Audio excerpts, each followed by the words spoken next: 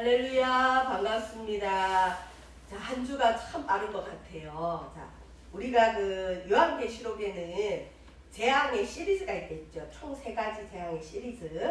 자, 첫 번째는 7인의 재앙이고, 두 번째 시리즈는 7 나팔의 재앙이고, 이제 마지막 3번째 시리즈는 7 대접의 재앙으로 모든 심판이 끝이 나는데, 우리가 7인은 전에 살펴본 것처럼 땅의 4분의 1의 자연계든 사람이든, 사람은 구체적으로 잘 나와 있지 않고 일반적으로 자연계의 4분의 1 정도가 해함을 받는 그런 7인의 재앙을 보았습니다.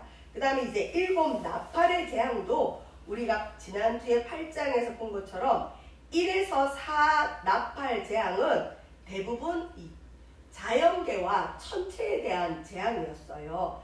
특별히 여기는 사람이 죽었다는 얘기가 별로 없는데, 셋째 나팔의 천사가 8장 10절에 나팔을 불 때 이 물샘에, 강과 물샘에 쓴 쑥이 떨어졌고, 이 물이 쓰게 되어서 많은 사람이 죽었다. 8장 11절에 이 사람에 대한 부분이 잠깐만 나와요. 그러니까 7인과 7 나팔의 4번째까지는 사람이 크게 죽은 재앙은 없고 자연 만물에 좀 어려움이 왔다, 이렇게 볼 수 있는데, 오늘 이제 본문이 요한계시록 9장인데 9장은 5번째 나팔 재앙, 그 다음에 6번째 나팔 재앙 2가지가 있는데, 이 5번째 나팔 재앙과 6번째 나팔 재앙에 드디어 사람에 대한 심판이 나와요.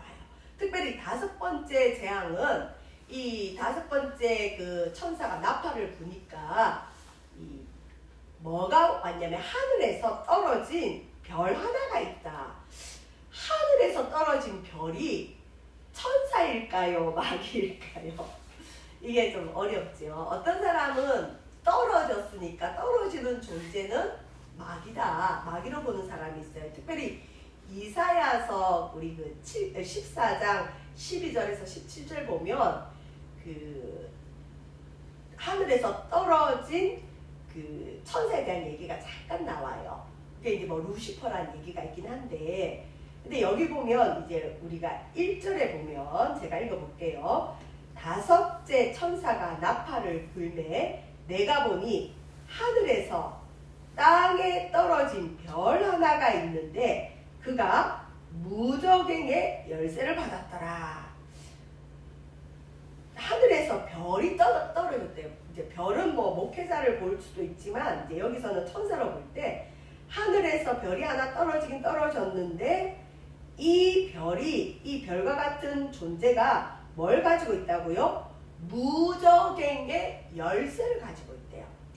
무저갱은, 예수님도 무저갱, 사복음서에도 그 사단이, 예수님이 사단을 쫓아내니까 무저갱에 보내지 마세요라고 부탁하는 게 나와요, 한번. 그리고 무저갱이란 말이 보통 요한계시록에 많이 나오고, 무저갱이 뭐냐면, 우리 혹시 아이들 클 때 자다가 경기하듯이 막 이렇게 소리를 질러요. 그래서 엄마들이 막 깨워요. 일어나 일어나 그러면 아이가 막 땀을 흘리면서 일어나면서 왜 무서운 꿈을 꿨어? 그러면 보통 아이들이 내가 어디서 떨어졌는데, 떨어져도 끝없이 떨어지는 그런 경험을 하면서 아이들이 꿈에서 막 소리를 지르는 거예요. 그때 누가 깨워주지 않으면 계속 떨어지니까 아이가 큰 심적인 고통을 느끼죠. 막 용을 쓴다 그래요. 그러면 이제 보통 부모님들이 웃으면서 뭐라 그러죠? 네가 키가 크려고 그러나 보다. 애들 자랄 때 그런 꿈 많이 꾼다 그러더라고요. 이게 무저갱이에요. 무저갱은 밑이 없는 구멍, 바닥이 없는 구멍, 떨어져도 계속 떨어져야 되는 그런 고통이에요.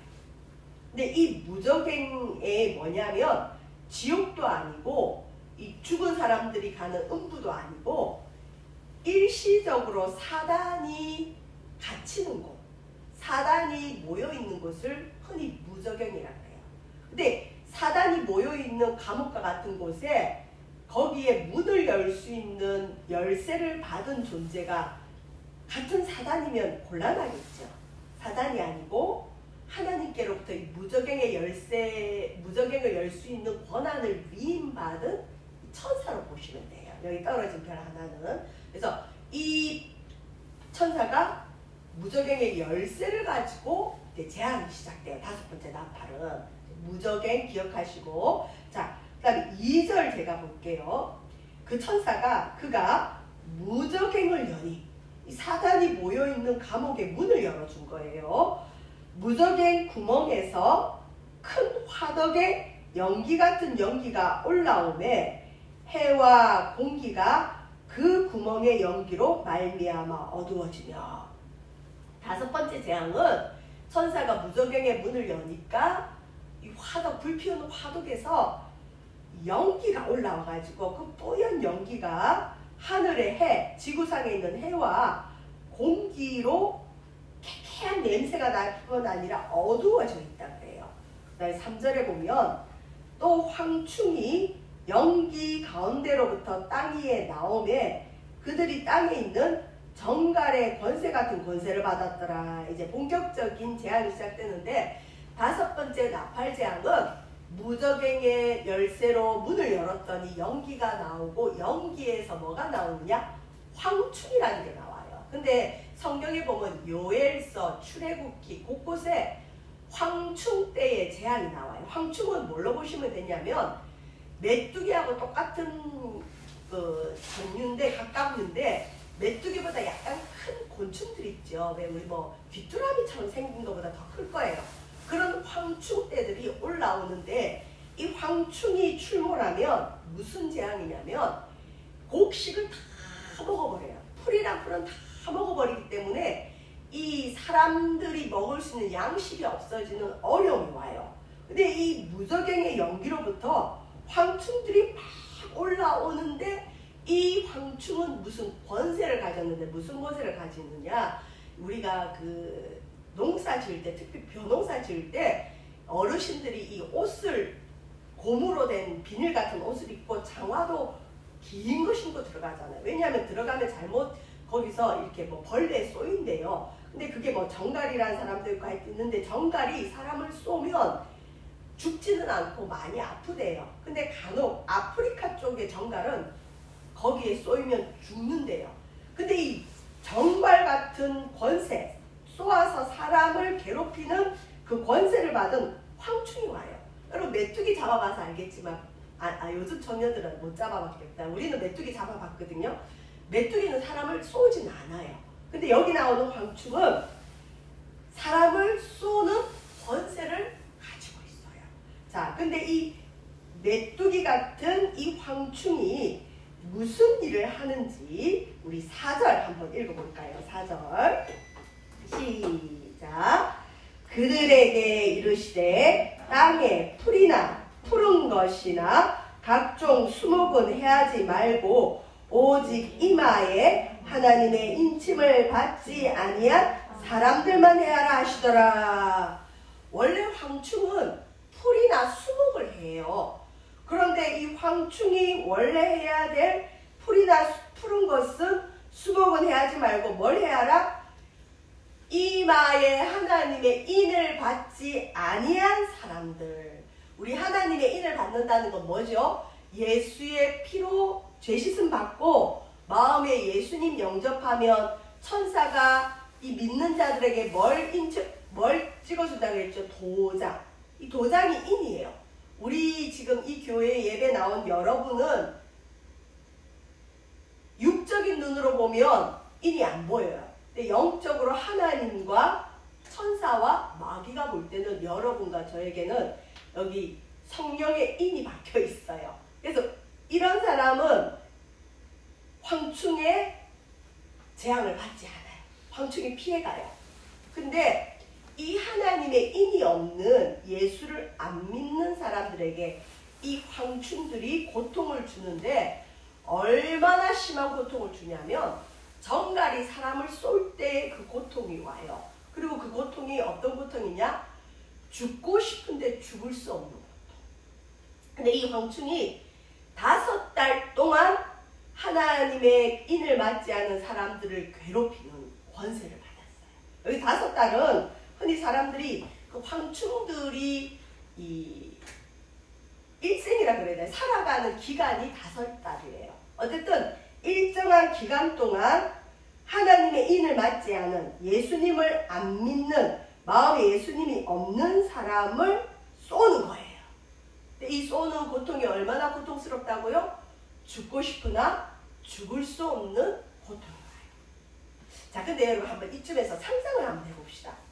사도 요한이 지금 있는 곳은 그 소아시아 지역의 지중해 지역의 반모섬이라는 곳이에요. 그곳에 몸이 있으면서 영계는 하늘에 올라갔죠. 그래서 하나님 보좌도 보고 천사도 보고 있죠.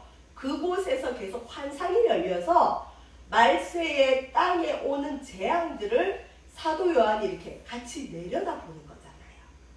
이걸 볼 때 사도 요한의 마음이 어떨까요? 굉장히 안타깝겠죠. 아, 하나님의 인을 맞지 않은 사람은 예수님을 영접하지 않은 사람인데 예수님을 안 믿는 사람에게 저런 고통이 가구나. 근데 여기서 황충이 고통을 주는데 얼마나 고통을 주느냐? 3분의 1 정도의 사람들에게 그 고통을 주면서 죽고 싶으나 죽음이 그들을 피하는 고통을 주고 있어요. 그 다음에 여기 보면 7절 볼까요? 이 황충들의 이제 모양이 나오는데 여기서 여러분이 상상력을 조금 가지시면 좋아요. 자, 황충의 모양은 메뚜기 같이 작은 게 아니라 좀 크다고 보시면 돼요. 큰 곤충. 근데 이 7절에 보면 황충의 모양이 전쟁을 준비한 말들 같고, 메뚜기가 말처럼 생기면 어떨까요? 좀 웃기겠죠? 커요. 자, 여기 보면 계속 같고 이 말은 뭐냐면 실제로 그렇다는 게 아니라 상징으로 보시면 돼요. 상징. 자, 근데 이 황충의 7절 보시면 황충의 머리에 금 같은 관 비슷한 것을 썼으며, 여러분 금 같은 관은 뭘로 보면 좋아요? 금면류관 쓴다 그러죠. 24장로들이 천국에서 하나님께로부터 금면류관 받고 그 면류관을 하나님께 다시 올려드리면서 찬송하는 걸 우리가 요한계시록 4장에서 봤어요. 거기는 분명히 면류관이라 돼 있어요. 근데 여기를 보면 금 같은 관 비슷한 것. 그러니까 항상 사단의 세계는 비슷해요. 딱 명확하게 그렇다가 아니라 비슷해요. 예수님은 내가 곧 길이다, 진리다, 생명이다. 이거 명제예요. 내가 곧 길이야. 내가 곧 진리야. 내가 곧 생명이야. 그러니까 나로 말미암지 않고는 하나님께로 올 자가 없다고 분명히 말씀하셨죠. 근데 여기 사단은 보면 이렇게 얘기할 수 있죠. 내가 곧 길 같은 거야. 내가 곧 진리 같은 거야. 내가 곧 생명 같은 거야. 여기도 보면 금 같은 관 비슷한 것. 면류관 같은데 면류관은 아니고 면류관 비슷한 것. 여러분 이단이 달을 입자의 끝단자죠. 다 똑같아요. 정통 기독교랑 다 똑같고 어떤 거는 더 좋아 보여요. 근데 끝이 조금 다른 거. 근데 그 조금 다른 게 심각한 거예요. 예수님이 누구신가에 대한 부분이 틀렸고 또 그리스도가 누군가에 대해서 잘못된 부분, 그걸 기독론이라 그래. 기독론은 그리스도론, 예수님에 대해서 예수님이 누구신지, 메시아가 누구신지를 정의 내리는 게 기독론, 그리스도론이거든요. 그게 틀려요. 그러니까 2000년 전에 이 땅에 오신 인간 예수님을 메시아 그리스도로 받아들이는 게 아니라 자기가 그리스도가 될 수 있죠. 이단이 되는 거예요. 자, 여기도 보면 마귀의 모습이, 그러니까 마귀가 그 사람들을 괴롭히는 그 모습이 황충의 모습인데 이 마귀가 한 모습이 멸류관 비슷한 걸 쓰고 있고, 자, 또 상상을 하세요. 머리에는 말과 같이 생긴 황충이 머리에는 멸류관 비슷한 걸 쓰고 있고 얼굴은 사람 얼굴 같고. 자, 우리가 요한계시록 4장에도 보면 하나님 보좌에 내생물이 있는데 그 내생물들의 얼굴 중에 하나도 사람 얼굴 비슷한 게 있었어요. 근데 여기도 사단, 마귀, 무정에게서 나오는 황충들도 얼굴이 사람 비슷하게 생겼어요. 말처럼 생겼는데 사람 비슷하다는 건 뭐냐면 사람은 지혜를 나타내요. 선악과를 따먹고 난 이후에 사람들은 이 선과 악을 구분하는 지혜가 있어요. 그러니까 마귀가 지금 황충의 모습으로 말과 같은 비슷한 모습으로 사람을 괴롭히는데 그 얼굴이 사람 얼굴 같다. 이 말은 뭐냐면 마귀의 세계도 지혜가 있다는 거예요. 근데 이 지혜는 악한 지혜, 강교한 지혜. 자, 그 다음에 8절 보면 재밌는 표현이 나오거든요. 또 여자의 머리털 같은 머리털 있고 여성들의 머리털은 긴 머리털은 굉장히 미를 상징하죠. 아름답죠. 말처럼 생기도 황충인데 궁극적으로 무저갱에서 올라왔기 때문에 마귀 사단이에요. 이 사단의 모습이 말과 같이 생겼는데 머리에는 멸류관 비슷한 걸 쓰고 있고 얼굴은 어떤 모습이라고요? 사람 얼굴하고 지혜로워 보이는 거고 머리까지 때 말의 머리가 어떻다고요? 여자의 머리털처럼 긴 머리. 이건 뭐냐면 미를 상징해요. 그러니까 마귀가 미혹한다. 아름다울 미자에 혹한다 그러거든요. 마귀의 모습도 인간이 혹할 정도로 아름다울 수 있다는 거죠. 우리는 흔히 마귀 하면 뿔 달리고 무섭게 이렇게 와야 마귀인 줄 아는데 아니요. 광명한 천사처럼 우리에게 올 수 있고 꼭 우리를 속이고 넘어뜨리는 것들은 친절하고 상냥하고 좋아 보여요. 그런데 가짜인 경우가 많아요. 여기 보면 여자의 머리털 같은 머리털을 가지고 있다. 이거는 미를 상징하면서 이 미를 가지고 사람들을 미혹시키는 거예요. 그런데 이제 궁극적으로 이 마귀가 갖고 있는 이 황충이 갖고 있는 이빨이 있는데 이 이빨은 누구의 이빨 같다? 뭐의 이빨 같다? 사자는 뭐 하나 물면 다 죽이죠. 마귀한테 한번 물리면 죽는 거예요. 아름다운 얼굴에 아름다운 머리털을 갖고 있고 머리에는 왕관 비싼 걸 써서 아름다운데 이빨은 사자 이빨. 공격한다는 거죠.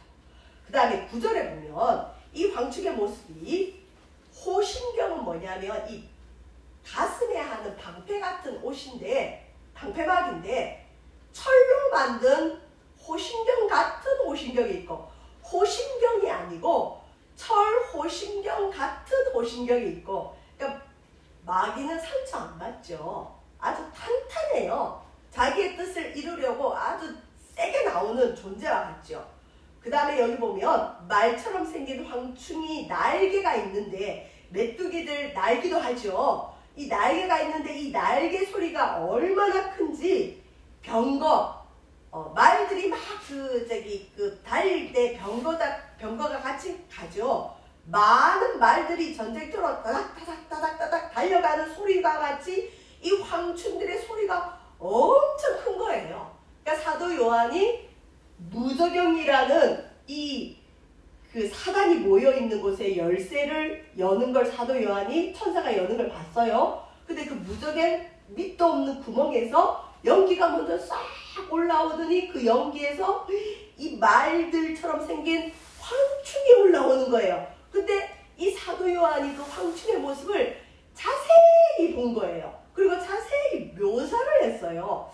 굳이 이렇게까지 묘사할 필요가 있을까요? 그냥 황충이 괴롭혔다 이 정도만 해도 될 것 같은데 뭐 머리에는 금 같은 관을 썼고 사람의 얼굴 같고 그 다음에 긴 머리털이 있어서 와 아름답다 했는데 이빨은 사자 이빨 같고 황충들이 날개를 막 퍼덕이는데 말들이 전쟁에 나갈 때 따닥따닥 그런 큰 소리가 들리는 이 소리를 듣고 있는 거예요. 아주 드라마틱하고 역동적이죠. 사도 요한이 그걸 환상으로 보고 있는 거예요. 거기다가 10절에 보면 정과 말 같은 꼬리와 쏘는 쌀이 있대. 쌀. 그러니까 사람을 괴롭히는 쏘는 쌀이 있는데 그 꼬리에는 하나님께서 5달 동안 사람을 해하는 권세를 줬어요. 그 꼬리로 사람을 괴롭히는 거죠. 자, 11절 한번 볼까요? 11절 같이 읽어봅시다. 소리를 좀 내시고 시작. 그들에게 왕이 있으니 무저갱의 사자라. 히브리어로는 그 이름이 아바돈이요, 헬라어로는 그 이름이 아볼루온이더라. 이 황충들이 무리지어서 나왔는데, 무저갱에서. 근데 이 황충 중에 왕이 있대요. 두목. 이게 근데 무저갱의 사자다. 근데 이 무저갱의 사자의 이름이 뭐냐? 구약 성경에 쓰여진 언어가 히브리어라 그래요. 근데 구약 성경에 쓰여진 히브리어로는 이름이, 이 무저갱의 두목 이름이 아바돈. 그 다음에 신약 성경에 쓰여진 성경의 언어는 헬라어라 그래요. 그리스어하고도 비슷한데, 이 헬라어로는 이 이름이 뭐냐? 아볼루온. 아볼론. 그 게임 할 때 많이 나와요. 이 아볼론은 무슨 뜻이냐면 파괴자. 마귀는 뭐든지 파괴시켜요. 죽여요. 멸망시켜요. 파괴자라는 이름을 가진 무저갱의 사자가 나왔어요. 근데 여기 나오는 아볼론이 요 당시 유행했던 그리스 신화에, 여러분 혹시 아폴로 신 아시죠? 이 아폴로 신을 아폴론이라고도 해요. 근데 이 아폴론 신은 뭐냐면 패스트, 왜 쥐나 이런 것들에 의해서 그 감염되는 전염병을 주관하는 신이 아폴로 신이에요. 이 당시에 아폴로 신이 뜨면 전염병이 막 돌고, 또 아폴로 신이 그걸 제재할 수 있다고 믿는 믿음들이 있었는데, 그 당시에 아폴로 신처럼 파괴하는 능력을 이 무저갱의 사자 아볼루온이 가지고 있다. 그래서 어떻게 보면 성경은 어느 날 하늘에서, 특히 사도 요한이 천국의 환상을 보고 있지만 하늘에서 뚝 떨어진 언어들만 쓰는 게 아니라 어떻지요? 철저하게 현실적이에요. 그 당시에 유행했던 신 중에 하나, 아폴론 신과 비슷한 그 파괴자 아볼루온으로 무저갱의 사자를 표현해요. 우리나라는 뭐 이런 파괴자 하면 누구, 옛날에 뭐 전설의 고향 그러면은 구미호 많이 나오죠. 오늘날 우리나라로 보면 만약에 우리가 천국 가서 이런 환상을 보면 그 모습이 구미호 같더라, 이렇게 쓸 수 있을 정도로 이 아볼론, 아폴론, 아바돈 이런 것들이 천국의 언어가 아니고 사도 요한이 살아가던 그 당시의 사람들이 이해할 수 있는 신들과 비슷하고 이해할 수 있는 언어다. 그래서 성경은 철저하게 역사적인 책이다, 이렇게 보시면 돼요. 자, 이렇게 황충의 재앙이 왔는데 12절에 보시면 이것이 첫 번째 화래요.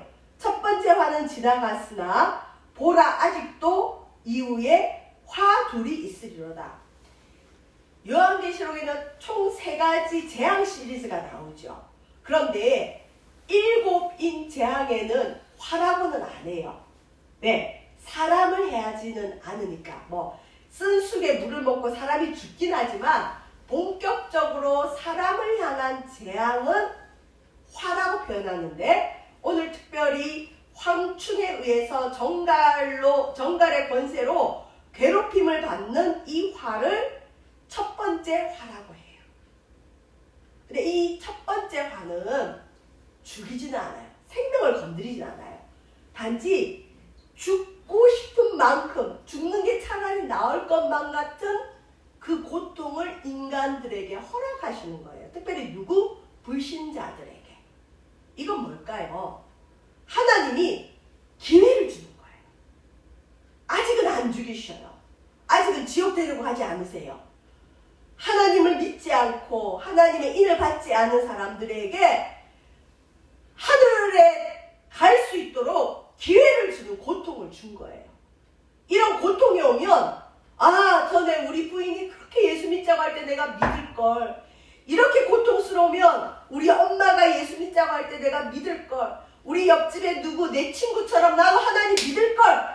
그런 돌이킴의 시간을 가지도록 하나님께서 황충의 해를 허락하셨어요. 근데 이 메뚜기 재앙은 출애굽기에도 나와요. 이 출애굽기에도 모세가 이스라엘 백성들을 백성들을 데리고 애굽에서 나올 때도 메뚜기 재앙이 왔을 때 바로와 애굽에 사는 불신자들이 이 고통을 겪으면서 와, 모세와 함께 있는 하나님 여호와 하나님, 이스라엘 백성들에게 있는 여호와 하나님이 진짜 신이구나 그때 아는 거예요. 그래서 애굽인들 중에 여호와 하나님을 믿기 위해서 출애굽할 때 따라 나온 사람들이 있어요. 기회를 주는 거예요. 기회를. 지금도 이 황충재앙을 통해서 무적에게 사자가 왔다는 거 무시무시한 거예요. 그리고 마귀의 두목이 나오는 거죠. 아바돈, 아볼론, 파괴, 뭐든지 파괴하는 자가 이끄는 황충의 재앙으로 이 땅에 하나님 인을 받지 않은 사람들에게 하나님이 고통을 주는 게 목적이 아니라 고통을 통해서 하나님께 나올 수 있는 기회를 주는데, 출애굽 당시에 바로처럼 고통이 있을 때는 하나님 찾는 것 같더니 그 고통이 끝나면 다시 완악해지는 모습처럼 말세의 사람들은 마귀의 파괴를 통해서 고통을 겪는데 그때뿐이라는 거죠. 자, 이 5번째 재앙이 끝나고 이제 6번째 천사가 나타나서 나팔을 딱 불었더니 무슨 일이 벌어지냐면 여기는 지역명이 나와요. 유브라데 강이라고 해서 그 팔레스타인 지역 그 부근에, 이 소아시아 지역 부근에 그 아브라함이 그 나왔던 그런 곳, 바벨 지역 뭐 그런 데 갈대아 우르 요 지역에 유브라데 강이 있어요. 인류의 뭐 3대 강이 있잖아요. 문명이 발달된 티그리스, 유브라테스 강 있는데 유브라데라는 지역에 결박된 4천사가 있대요. 묶여있는 4천사. 지역에. 근데 재밌는 건 이 결박된 4천사는 천사일까요? 마귀일까요? 마귀겠죠. 왜? 묶여있으니까. 근데 6번째 나팔이 불면서 유브라데 지역에 묶여있는 4천사를 풀어주라 그래요. 그러니까 마귀가 풀린 거예요. 근데요, 재밌는 건 유브라데 지역에 여러분 누가 살았었냐면 이스라엘 백성들을 그 저주하라고 모아방 발락이 발람이라는 선지자에게 부탁하죠. 뇌물촉하면서 창세기에 우리 배웠죠.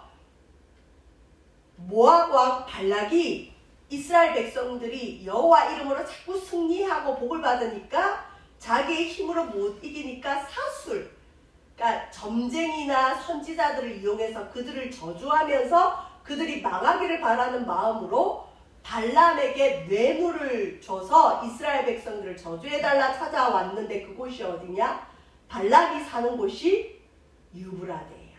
그러니까 발람이 사는 곳, 거기는 어떻게 보면 참된 선지자가 살지 않고 거짓 선지자, 복술, 점치는 거 좋아하는 사람들이 사는 곳을 어떻게 보면 유브라데라고 보시면 돼요.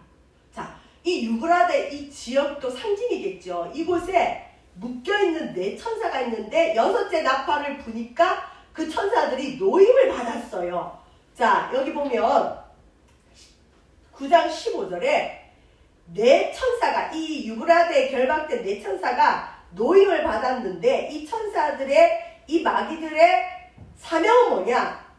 그 연, 월, 일시에 일정한 시간에 사람 3분의 1을 죽이기로 준비된 자들, 드디어 사람이 죽어요. 근데 지금 이 시점에 땅에 있는 사람들이 불신자인지 불신자와 믿는 자가 같이 있는지 정확하게 안 나와 있어요. 근데 이 요한계시록이 쉬우면서도 어려운 이유가 상징이 많고 또 하나는 그런 부분에 있어서 해석이 다른 학자들이 많고 교단이 많고 그게 팽팽해요. 근데 뭐가 옳은지는 몰라요. 근데 어느 하나를 틀렸다고 정죄할 수는 없어요. 요한계시록의 이 당시에 이미 믿는 자는 휴거돼서 없다고 믿는 그런 학계가 있어요. 그러니까 보수주의 쪽으로 해서 세대주의라 그래요. 교회 시대는 끝났다. 그래서 믿는 자들은 이미 공중으로 휴거됐다.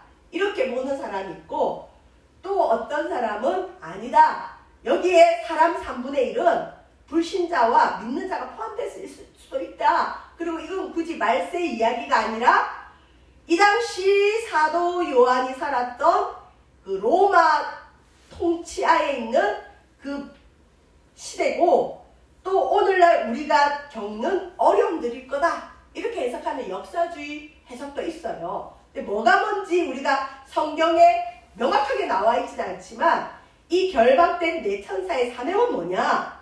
사람 3분의 1이 어쨌든 죽는다는 거예요. 근데 사람을 죽이기 위해서 이 뭐가 나타나느냐?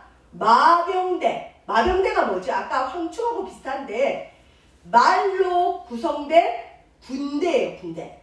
말 탄 자들이 몰려오는 거예요. 유브라데에 결박한 천사를 풀어주니까 사람 3분의 1을 죽이려고 마병대가 왔는데, 마병대의 수가 뭐냐? 얼마냐? 2만만은 뭐냐면 2억이라고 보시면 되고요. 2만만이라는 건 많다는 거예요. 사단의 수가 많이 나타나서, 여러분 이 땅에 사람 3분의 1 죽이려면 얼마나 많은 이 군대가 필요하겠어요. 그러니까 마병대의 수가 2만만이니 사도 요한이 내가 그들의 수를 들었다. 자, 근데 이 6번째 나팔 불면서 나온 이 마병대는 17절에 보면 이 같은 환상 가운데 그 말들과 그 위에 탄 자들을 보니, 탄 자가 있대. 말을 탄 자들이 있는데 불빛, 자줏빛, 유황빛, 호심병이 있고, 자, 빨간색 호심병이 있다는 거죠. 말 탄 자들이. 또 그 말들의 머리는 사자머리 같고, 이 사자는 공격을 뜻해요. 아까 황충은 이빨이 사자의 이빨이랬죠. 지금 유브라데에서 나온 마귀들이 움직이면서 나타난 이 말의 군인들은, 또 그 말들은 사자머리 같은 말이 있고, 중요한 건 이 마병대 말의 입에서 뭐가 나오는데 불과 연기와 유황이 나와요. 근데 이 불과 연기와 유황으로 이 땅의 사람 3분의 1이 죽임을 당해요. 6번째 나팔 재앙의 마병대의 말에서 뭐가 나온다고요? 불, 연기, 유황. 특별히 불과 유황과 연기는 소돔이 멸망할 때 하늘에서 내린 거예요. 그러니까 하나님께서 이 땅을 심판하실 때 불과 연기와 유황으로 이 땅을 심판하신다는 말씀이죠. 그래서 우리가 그 말세의 재앙은 물의 재앙이 아니라 불의 재앙이라고 그랬죠. 불과 연기와 유황으로 이 땅의 사람 3분의 1이 죽임을 당했다.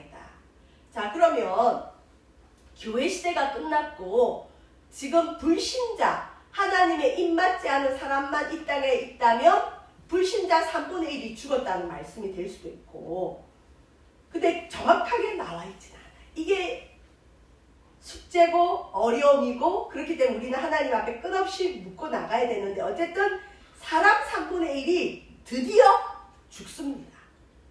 하나님은 심판하길 원하지 않아요.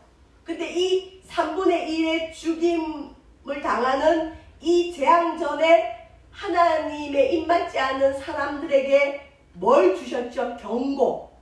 메뚜기 같은 황충을 통해서 정갈에 쏘는 것처럼 쏘아서 죽을 것 같은 고통을 통해서 하나님에 대해서 마음을 준비시키고, 그 이후에 땅의 3분의 1이 불과 연기와 유황으로 죽임을 당했어요.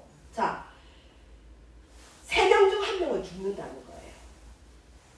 옆에 사람이, 우리 이웃이, 내 친구가 이 불과 연기와 유황으로 죽는 걸 보면 남아있는 사람들은 겁 안 날까요? 3분의 1이 죽었으면 한 3분의 2가 남았겠죠. 3분의 2. 이 인류의 3분의 2가 남았어. 우리 일가 친척, 우리 가족들이 다 있는데 우리 가족 중에 예를 들어서 3분의 1이 죽었어. 남아있는 사람들이 재앙으로 죽었다. 우리 어떻게 해야 되지? 회개를 요구하시는 건데, 문제는 뭐냐? 20절에 보면 이 재앙에 죽지 않고 남은 사람들, 남아있는 3분의 2 사람들이 손으로 행한 일을 회개하지 않고 오히려 여러 귀신과 또는 보거나 듣거나 다니거나 하지 못하는 금, 은, 동과 목석의 우상에게 절하고. 그러니까 남아있는 3분의 2 사람들이 와, 우리 하나님 믿어야 되겠다. 예수의 피로 죄 씻음 받아야 되겠다. 십자가에 달린 예수님을 믿어야 우리도 부활할 거다. 우리 예수 믿자. 이게 아니라 오히려 우상을 만든다. 여기 보면 손으로 행한 일이 뭐냐면 우상 만드는 거. 우상 만드는 거 회개하지도 않고 귀신과 우상에게 절하는 죄를 지어요. 회개는커녕 더 하나님을 대적하고 더 나빠지는 거죠. 그 다음에 21절 보시면 그 3분의 2 남아있는 사람들이 어떤 죄를 짓느냐? 살인과 복술과 음행과 도둑질을 회개하지 않는다. 이건 나중에 요한계시록 끝에 가면 구원받지 못하는 사람들, 두 번째 심판을 받는 사람들의 특징도 거짓말, 살인, 복술, 음행, 도둑질 다 들어가 있어요. 복술은 점치는 거. 여러분 요즘 점치는 게 너무 일상화돼 있죠. 재미삼아 아침에 눈 뜨면 핸드폰으로 오늘의 운세가 오는 앱도 있어요. 제가 아는 분은 매일 그거 봐요. 그래서 핸드폰 요금이 어마어마하게 나간대요. 신부대도 있죠. 그 다음에 인터넷을 통해서도 너무 많이 있죠. 특정 프로그램을 말해서 죄송한데 어떻게 공주파 TV에서 무속인을 내세워서 재미삼아서 카운셀링하는 듯한 인생의 문제를 무엇이든 보살들, 점쟁이들이 와서 그 상담을 해주고 앞길을 알려주고. 그러면 그게 죄라는 걸 모르는 사람들은 친근한 거예요, 그게. 그래서 많은 젊은이들이 타로점, 점쟁이들한테 이 푼돈 주면 점을 쳐주니까 많이 가요. 앞으로는 어쩌면 더 할지도 몰라요. 별자리점, 손금, 타로점 이런 것들 회개해야 돼요. 왜냐하면 우리의 생, 살고, 사, 죽고, 화가 임하고 복이 임하는 우리의 생사화복을 주관하는 분은 오직 누구죠? 하나님 한 분이세요. 심지어 우리 하나님은 우리 머리카락까지 수까지 세고 계신데 우리 삶에 우연이 있을까요? 하나님 다 주관하고 계세요. 하나님께 물어야 될 걸 점쟁이에게 가서 묻는 거죠. 손금에 의지하고 자기 태어난 연월 일시 사주에 의지하고 우상 숭배해요. 여러분 손으로 행한 죄 중에 우상을 만드는 것뿐 아니라 재밌는 얘기 하나 해드릴게요. 제가 신학교 때 그 전도사로 일할 때가 있었어요. 아주 초창기 때인데 어느 그 집사님 가족의 목사님과 함께 신방을 갔는데 그분이 좀 이상하더라고요. 근데 나중에 얘기를 들어보니까 그분이 이제 병이 걸린 거예요. 근데 그 병이 왜 걸렸는지 기도를 하다 보니까 어떤 죄의 문제가 있었는데 하나님이 그분에게 무슨 죄를 해결시켰느냐? 자기 친구가 점쟁이였어요. 무당도 하고. 근데 그 친구가 부적을 써서 팔잖아요. 그 전보러 오는 사람들한테 이거 가져가면 괜찮을 거야. 그래서 가방에 집어넣고 속옷에 집어넣고 장롱에 집어넣고 또 싫어하는 사람들 몰래 막 베갯잎에 넣고 그러잖아요. 부적들을. 근데 요즘처럼 인쇄술이 발달 안 하니까 옛날이었으니까 그 무당 친구가 이 부적을 그리다가 자기가 도저히 이게 꽤 잘 나가던 점쟁이였나 봐요. 감당이 안 되니까 자기 친구한테 와서 아르바이트를 좀 하라고. 근데 이 친구분은 그런 세계도 잘 모르면서 돈 준다고 하니까 아르바이트로 가서 부적 그리는 아르바이트를 많이 하신 거예요. 근데 자기는 그게 죄라고 생각을 안 하고 있었다는 거죠. 근데 나중에 병이 걸려서 회개하다 보니까 하나님께서 그 죄를 건드리신 거예요. 부적 그리는 알바를 한 거예요. 그러니까 이런 죄에 참여한 이 손으로 행한 일도 회개를 해야 되는데 실제 황충으로 인해서 큰 고통을 이미 맛봤어요. 그러면 마음의 준비가 돼서 자기 죄를 회복하고 회개하고 우상을 버리고 도둑질을 버리고 회개하고 죽게 나갈 줄 알았는데 사람이 3분의 1이 죽어요. 죽는 걸 보면서도 회개하지 않고 마음이 더 완악해져서 우상 숭배 회개하지 않아요. 도둑질, 살인, 음행, 점치는 죄를 더 행하고 있어요. 마치 출애굽 당시에 바로 왕처럼 10가지 재앙이 올 때마다 이 바로가 회개하는 것 같더니 그게 지나고 나면 더 악해지고 더 완악해지고 나중에는 출애굽하는 이스라엘 백성들까지 뒤쫓아가는 그런 무모한 짓까지 하는 바로 왕처럼 이 땅에 남아있는 사람들의 마음이 완악해질 걸 말합니다. 우리는 흔히 기적이 일어나면 사람들이 예수 믿을 것 같아요. 그런 경우도 있지만 아닌 사람들은 끝까지 아니더라고요. 기적이 일어나도 안 믿어요. 죽을 병이 걸려도 안 믿어요. 완악해지는 거죠. 이렇게 볼 때 우리는 우리 주변에 누가 뭐 기적이 일어나도 예수 믿고 안 믿고에 대해서 심판할 수는 없지만 적어도 우리는 휴, 살았다 이게 되지 않을까요? 왜? 저와 여러분은 기적이 일어나지 않아도 옆에 사람 죽지 않아도 누구를 그리스도로 고백했죠? 예수님을 그리스도로 고백하고 마음에 영접해서 저와 여러분은 은혜로 하나님의 자녀가 되죠. 은혜 중에 최고의 은혜예요.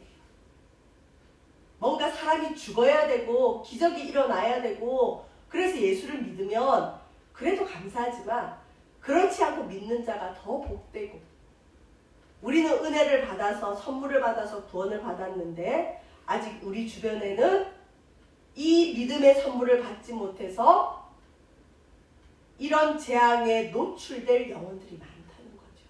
하나님은 이 재앙을 통해서 이놈들 혼나봐라가 아니라 회개하고 돌아와라. 완악해지지 말고 돌아와라. 그래도 아직은 너희들에게 기회가 있다는 걸 오늘 그 6번째 재앙을 통해서 우리에게 말씀하고 계십니다. 저와 여러분 예수 믿은 것 너무 감사하죠.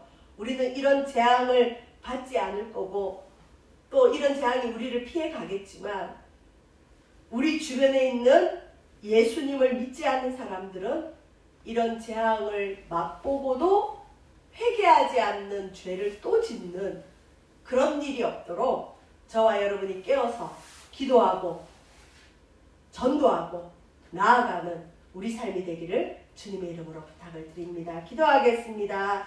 사랑해 주님 감사합니다.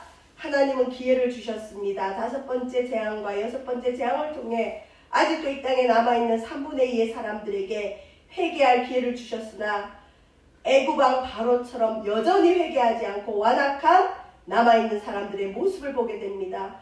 오늘 구원받은 우리의 이 기쁨이 얼마나 큰 기쁨인지 얼마나 큰 선물인지 알게 하여 주시고 아직 기회가 있을 때 우리의 믿지 않는 가족들, 친구들, 이웃들에게 예수님을 전파하는 우리의 믿음 되어지도록 도와 주옵소서. 감사드리며 예수님 이름으로 기도합니다. 아멘.